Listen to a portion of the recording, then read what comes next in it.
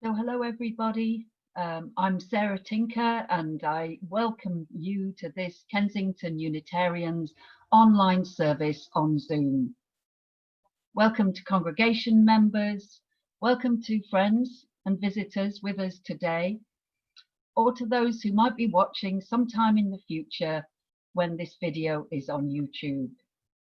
If you're new to these Zoom gatherings, well, a particularly warm welcome to you this morning. And an invitation to join in at a level that feels right for you. It is lovely to see people's faces, isn't it? But we understand sometimes people just prefer to sit back and listen quietly. So there's no need to join in any active way, but there are chances to speak and to sing in the service at certain points. But your presence here and you being comfortable and at ease matter most to us. So let's join together now in creating this as sacred time and space, made holy by our presence and by our intention. So though we are choosing to maintain a physical distance for the good of all, yet we can still create community across these physical distances by spending this time together and by affirming the value of gathering in this way. Our imaginations can connect us across physical distance.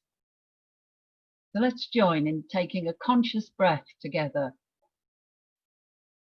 and allow that breath to bring us to the present moment, here in our bodies, our unique and our individual modes of transport for this life journey. Unique and yet intimately connected by our shared experience of life itself in the material realm. Creating this time and space we are in as an opportunity to tune in to ourselves, to one another, and to that which guides us on our journey of life.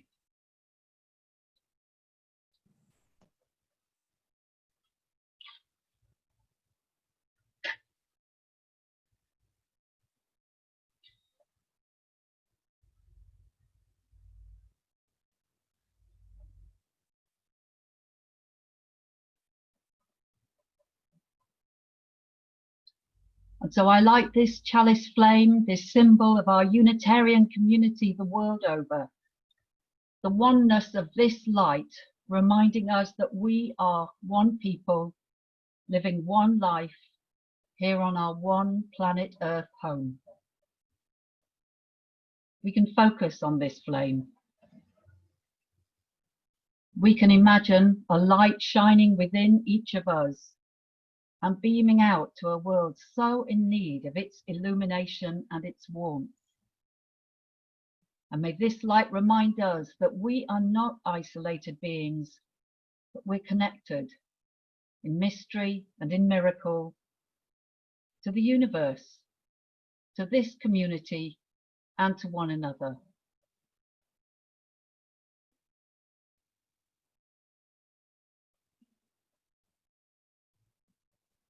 And now we can bring those joys and concerns into a time of reflection and prayer as we join together, perhaps finding a comfy position to be in, so we're able to turn inwards for these few minutes, calling on the divine spirit of life and love to be with us now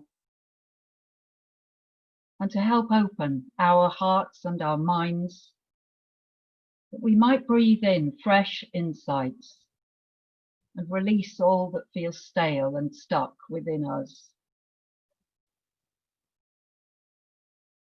And we pray, though some of us are unsure who or what we pray to. Yet knowing the value of going deeper in life, of opening ourselves to the source of all that is, within us and beyond us, expressing our gratitude for life itself and for the unique creatures that we are.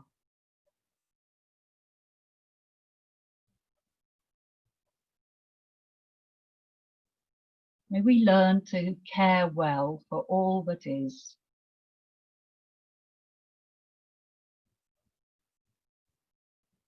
Other ways we might care for ourselves a little better in the week ahead.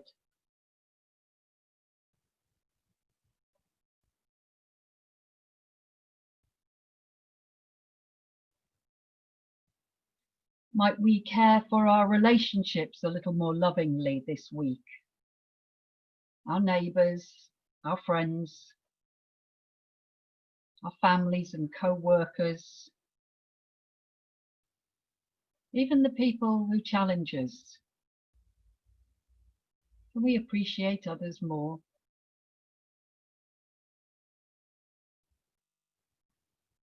Are there aspects of our living that could do with a caring touch? Something needing mending or clearing or sorting in some way? And can we seek help, reaching out for support, if that might make a task or a situation a bit easier?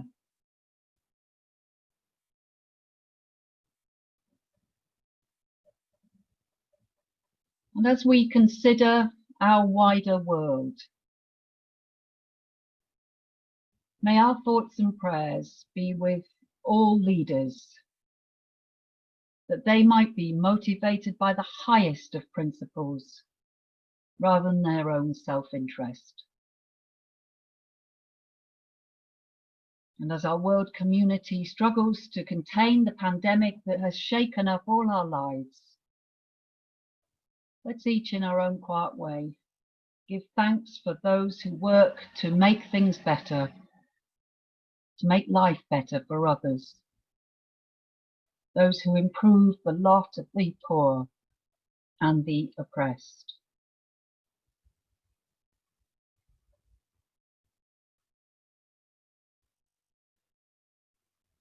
We know that so many people's journeys through life are beset with injustice. We might think of those caught up in warfare or living under repressive regimes, people needing health care when there is little to be had.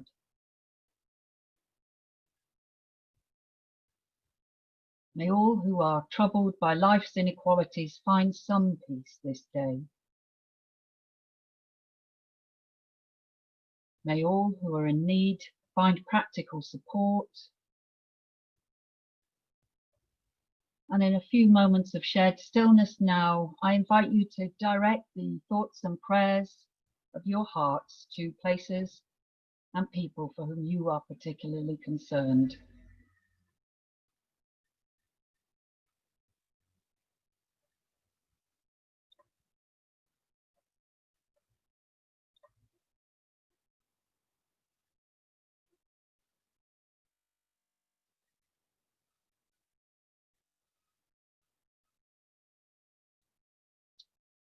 And may we be guided by love to find ways to assist one another as well as ourselves this day and all days.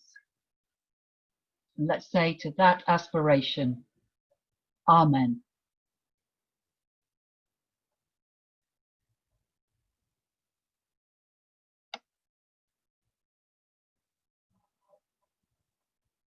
And so I'm going to hand over now to John Humphreys, who has today's reading for us. This is The Journey by Mary Oliver. One day, you finally knew what you had to do and began.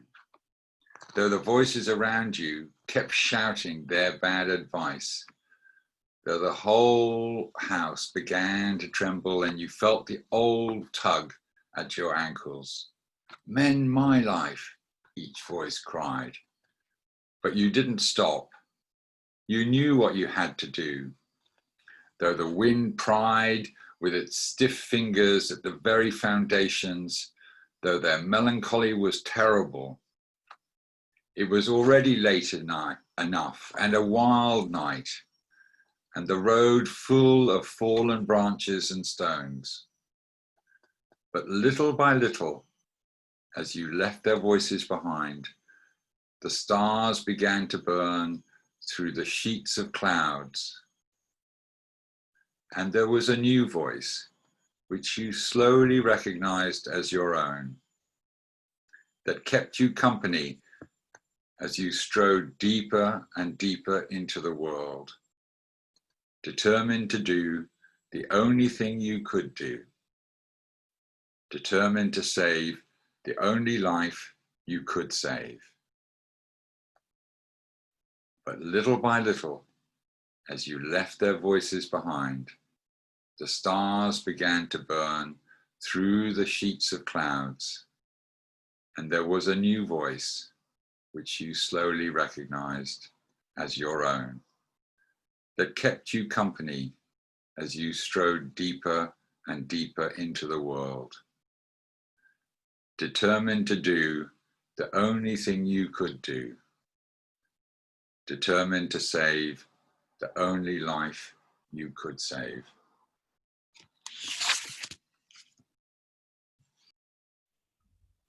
Thank you, John. It's a favourite poem.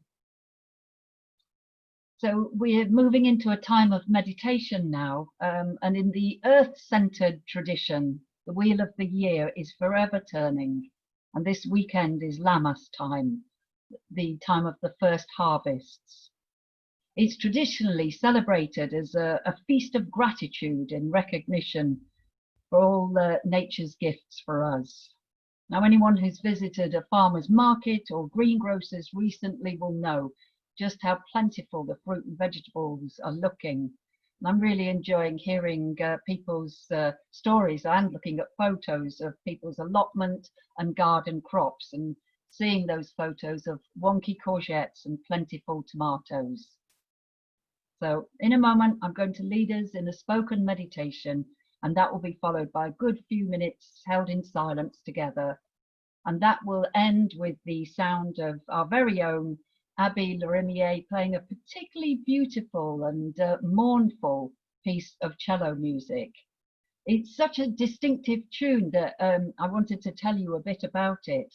It's from a really interesting cello suite, solo cello suite called Unlocked. And it's written by the British composer Judith Weir, who is a master of the Queen's music. These pieces are all based on folk songs collected by the Lomax brothers from African American prisoners in the American South during the early 20th century. This is what Abby wrote to me. This music, she wrote, seems very fitting for the time we are currently living in, as Unlocked explores themes of captivity, heritage, and the desire for freedom. So the first movement, which we're going to hear today, is called Make Me a Garment, and it was collected from prisoner Roscoe McLean in 1936. He was in the tuberculosis ward of the Florida Penitentiary.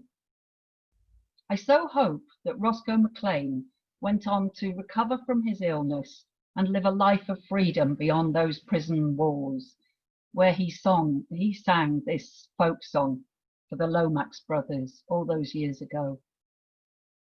So we'll have about 6 minutes altogether for this meditation. So chance to get comfortable, perhaps softening our gaze or closing our eyes, whatever works best for us.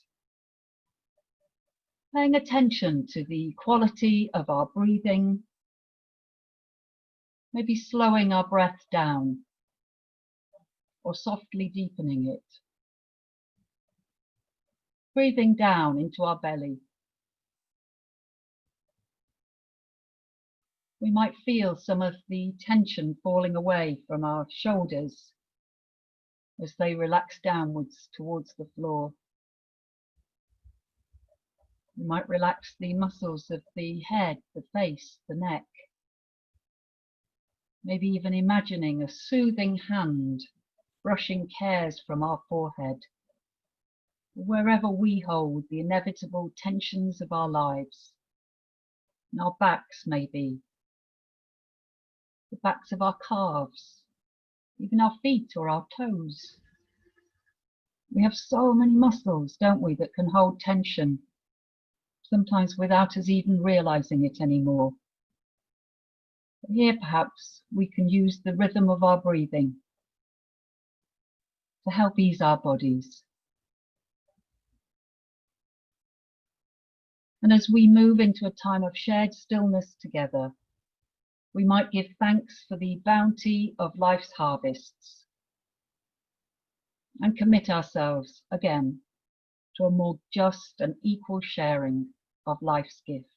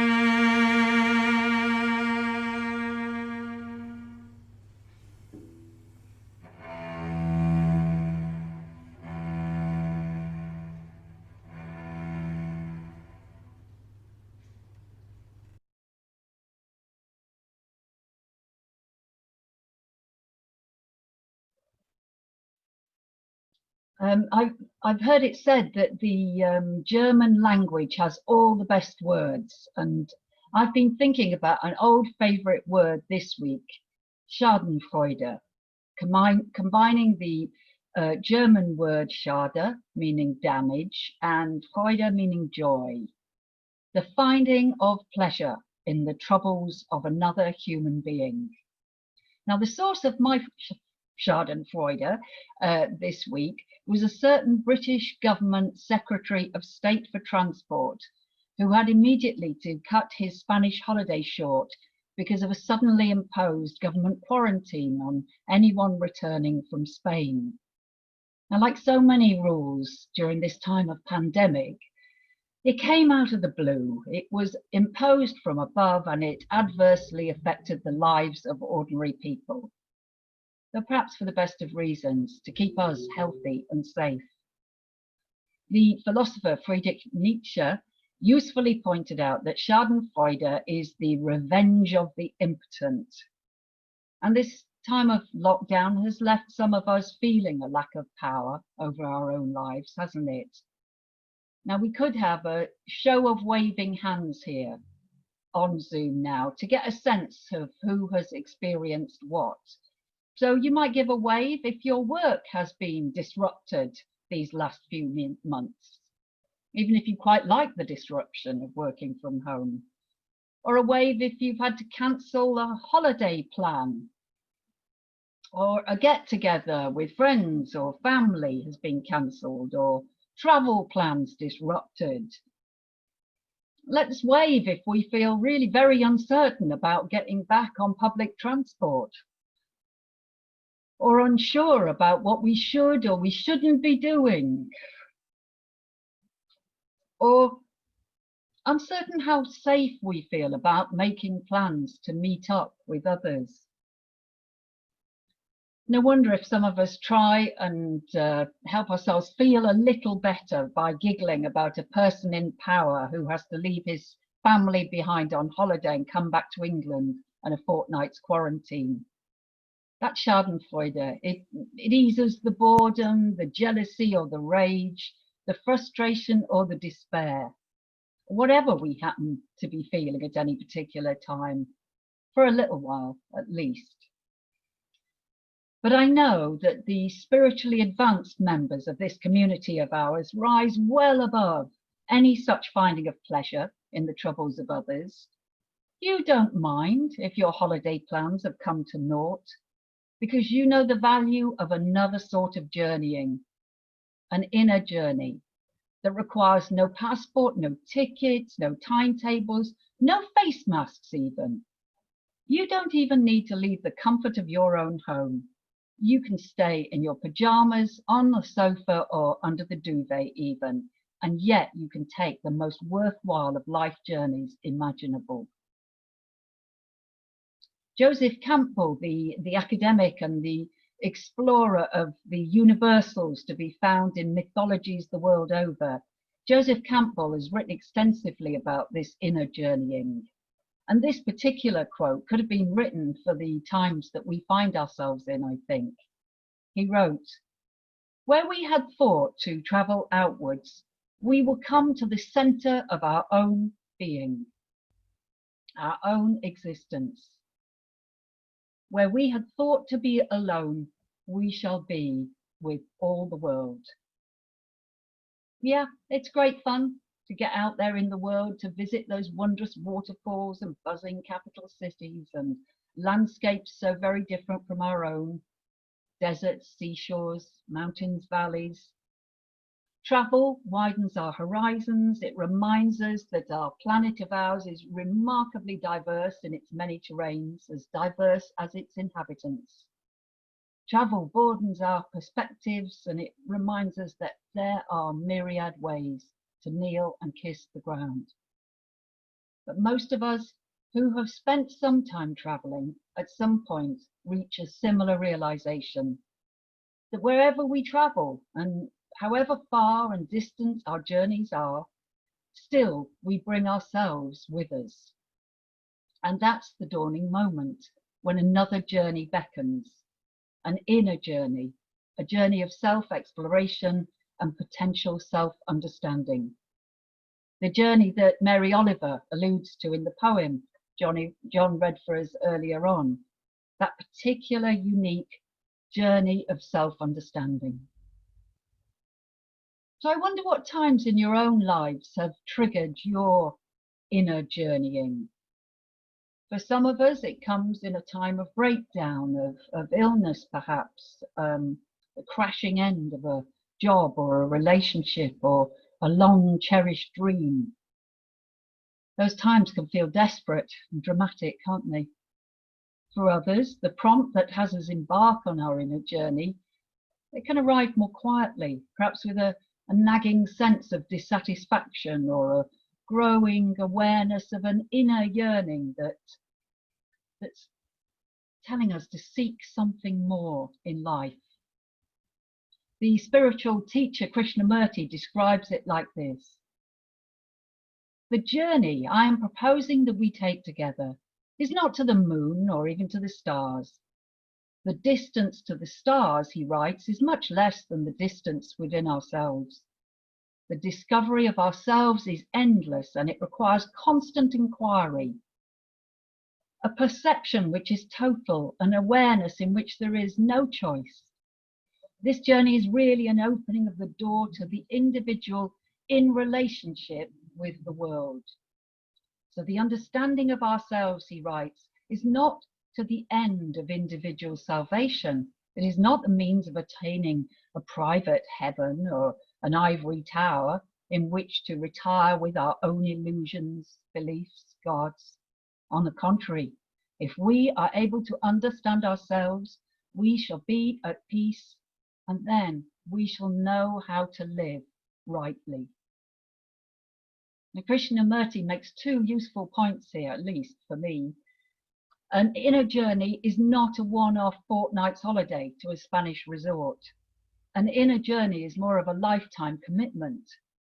We choose to be inquirers, and we choose to examine our relationship with the outside world. We are no longer content to stay stuck in any particular emotional state or reactivity. We no longer hold on to our way of viewing the world as the only way to see. When we commit ourselves to inner journeying, we commit to the path of curiosity, the path of the curious who ask themselves, now come on, why did I laugh just now at that bit of news on the radio about our Secretary of State cutting short his own holiday? What's going on in me? And it's not just government officials that can be our teachers, those neighbours and work colleagues, friends we've fallen in and out of love with. Everyone at different times may hold some worthwhile discovery for us if we take the time to look more closely and examine our inner experiences. So that's Krishnamurti's first point, that there are endless things to discover about ourselves if we take a look inside instead of blaming others and finding fault with the world. Krishnamurti's second point is that far from a self-centered, self-obsessed path to take, the inner journey returns us to a better quality of relationship with the world outside, and with others, with other people.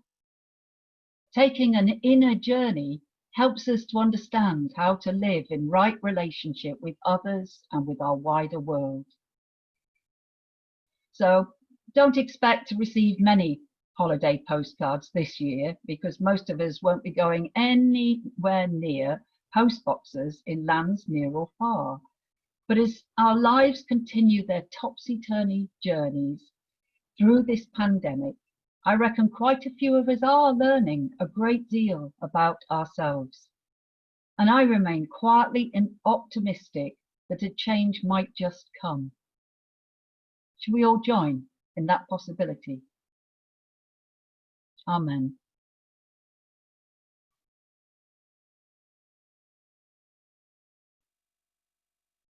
So there's an opportunity to sing a hymn now. I keep saying this, that there are many things that I miss about not being able to meet in person here at church, and most of all I miss you as people, though actually seeing you here in this virtual realm does help a great deal to ease my heart. But I really do miss the singing together as well. Now, singing on Zoom is a tad of a strange experience, as some of you have already experienced, but we will all be muted, I promise, and you can check that you are muted.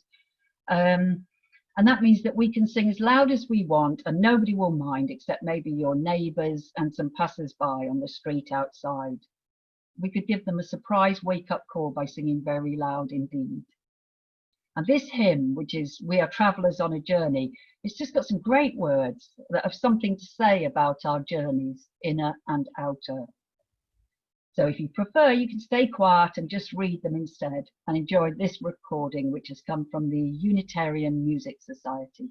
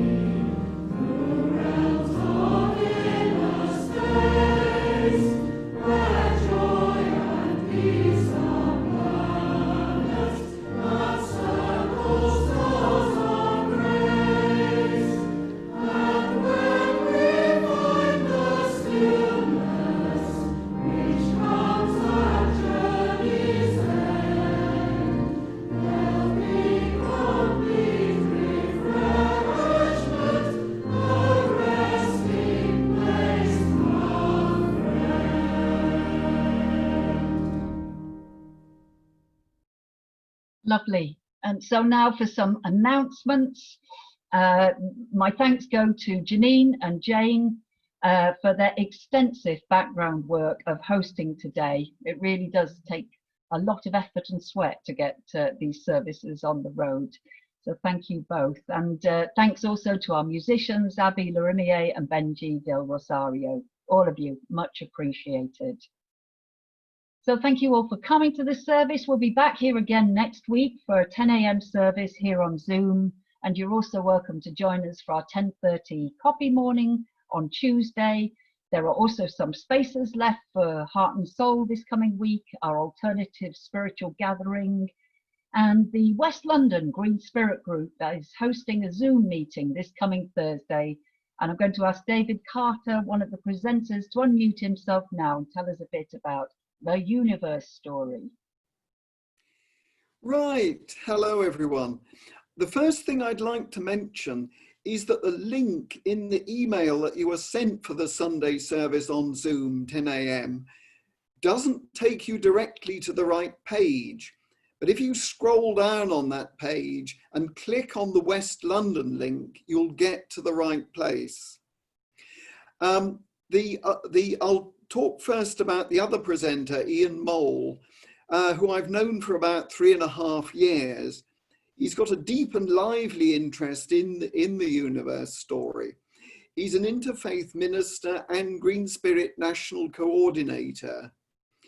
Ian will present the universe story through storytelling to include the supernova explosion that gave rise to our sun and our planets, including this Earth, and also about the death of the dinosaurs, and give examples of what we can learn from the story to give meaning in our lives.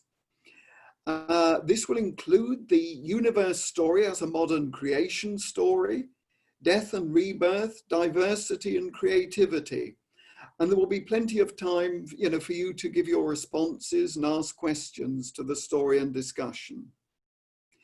And I'll give a short presentation on a new perspective on the universe story in a simplified timeline showing years before the present on a consistent logarithmic scale. I'll explain all that, on the day, and this will be sent out in advance with the Zoom link. It shows the two important cosmic events, that's the supernova and the death of the dinosaurs, that Ian will talk about. It starts with the Big Bang, leads on to the evolution of life on Earth, human prehistory, early and recent history, and finishes with now, the eternal present. So I developed this perspective during independent study in the 1980s and also at the University of Winchester in 2017 and 18, and we'll focus on the relevance of that for our lives.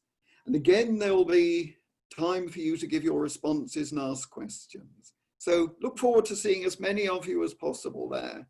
Thank you. Thank you, David. So do get in touch if you'd like to come along to that Green Spirit gathering on Thursday at 3. And miraculously, the whole story will be told in just over an hour. So that's something to wonder at.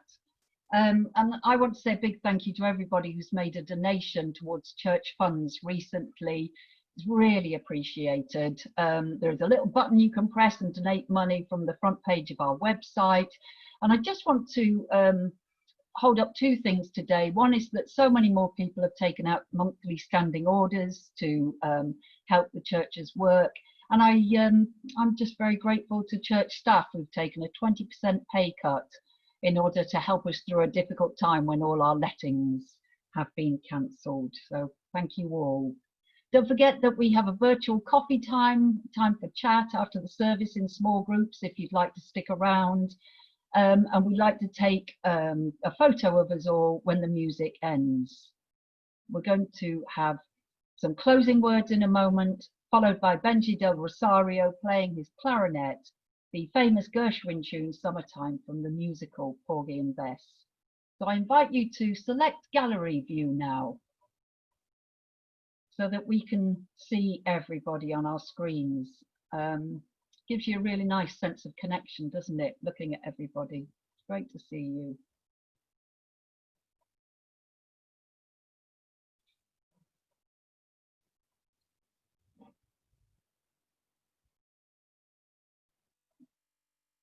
So I extinguish our chalice flame, but not the warmth of this community. And I've sent the light out into the world for all those whose journeys are disrupted or hindered, that they might find their way forward in societies that too often block the paths of those most in need. We fellow travellers on life's journey, we who share the path, let us also share our stories of our inner explorations, our unique experiences of life itself, speaking and listening with one another in the greatest of compassion, deepening our connections and our understanding of the many ways there are to live this precious thing called life. Amen. Go well, all of you, and blessed be.